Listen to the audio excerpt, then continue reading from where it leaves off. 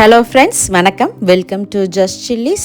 இன்றைக்கி நம்ம சேனலில் பார்க்க போகிறது இஃப்தார் ஸ்பெஷலாக நல்ல ஹெல்தியான க்ரீமியான ஃப்ரூட் கஸ்டர்ட். இந்த ரெசிபி பண்ணுறதுக்கு ரொம்ப நேரம்லாம் ஆகாதுங்க, குயிக் அண்ட் ஈஸியாக பண்ணிடலாம். இதில் முக்கியமான சீக்ரெட் என்னென்னா, இந்த ரெசிப்பியில் நம்ம கஸ்டர்ட் பவுடர் சேர்க்க போகிறதில்ல, சீனியும் சேர்க்க போகிறதில்ல, ஹெல்தி வெர்ஷனாக. வாங்க இப்போ எப்படி செய்கிறதுன்னு பார்க்கலாம். வீடியோக்குள்ளே போகிறதுக்கு முன்னாடி நம்ம சேனலை இது வரைக்கும் சப்ஸ்கிரைப் பண்ணலைன்னா ஜஸ்ட் சில்லிஸ் யூடியூப் சேனலை மறக்காமல் சப்ஸ்கிரைப் பண்ணிக்கோங்க. இப்போ இந்த ரெசிபி பண்ணுறதுக்கு மக்கானா 1 கப் இது ஒரு மிக்சிங் பவுலில் சேர்த்துக்கலாம். இது கூட ஒரு 10 முந்திரி பருப்பு, 10 பாதாம், 10 பிஸ்தா. அடுத்ததாக இது கூட இனிப்புக்காக பேரிச்சம்பழம் சேர்த்துக்க போகிறோம், ஒரு 5-6 பேரிச்சம்பழம். அடுத்ததாக சூடான பால் 1 கப்பு, இதை மட்டும் சேர்த்துக்கலாம். சேர்த்துட்டு இதை நல்லா கலந்து கொடுத்துட்டு ஒரு அரை மணி நேரத்துக்கு அப்படியே விட்டுருங்க, நல்லா ஊறட்டும்.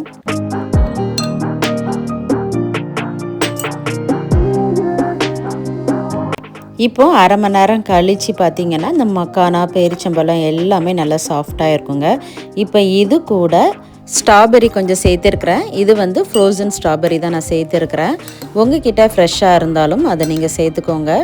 நான் ஃப்ரோசன் ஸ்ட்ராபெரி சேர்த்துருக்கிறதுனால இந்த இதில் ஒரு 2 நிமிஷம் ஊற வச்சுட்டு அதுக்கப்புறமா அரைச்சிக்கிறேன். இப்போ வந்து இதை மிக்ஸி ஜாருக்கு மாற்றிட்டு இது நல்லா ஸ்மூத் பேஸ்ட்டாக நல்லா அரைச்சி எடுத்துடலாம். இப்போ பாருங்கள், இந்த அளவுக்கு நல்லா அரைச்சதுக்கப்புறமா இது கூட காய்ச்சி ஆற வச்ச பால் 1 கப் சேர்த்துட்டு இன்னொரு தடவை நல்லா கிரைண்ட் பண்ணிக்கலாம். அவ்வளோதாங்க. இப்போ இதை வந்து ஒரு மிக்சிங் பவுலுக்கு மாற்றிக்கலாம். நம்ம இதில் ஸ்ட்ராபெரி சேர்த்து அரைச்சிருக்கிறதுனால இது கலர் பாருங்கள், நல்ல பிங்க் கலரில் சூப்பராக இருக்குங்க. ஒருவேளை உங்ககிட்ட ஸ்ட்ராபெரி இல்லைன்னா ஒரு ப்ளூபெரி, ராஸ்பெரி இந்த மாதிரி கலர் கொடுக்கக்கூடிய ஏதாவது ஒரு ஃப்ரூட்ஸ் சேர்த்துக்கோங்க, பார்க்கறதுக்கு ரொம்ப நல்லாயிருக்கும்.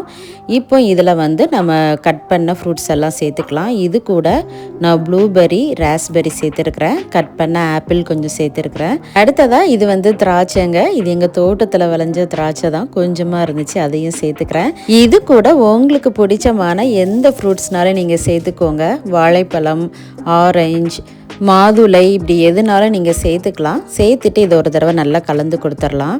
அவ்வளவுதாங்க, ஃப்ரூட் கஸ்டர்ட் சூப்பராக ரெடி ஆகிட்டு. அடுப்புக்கிட்டே போகணும்னு அவசியமே இல்லைங்க, குயிக் அண்ட் ஈஸியாக இது பண்ணிடலாம். இந்த ஃப்ரூட் கஸ்டர்ட் பார்த்திங்கன்னா கஸ்டர்ட் பவுடர் சேர்க்காம அதுக்கு பதிலாக நம்ம மக்கானா சேர்த்து பண்ணியிருக்கிறோம்.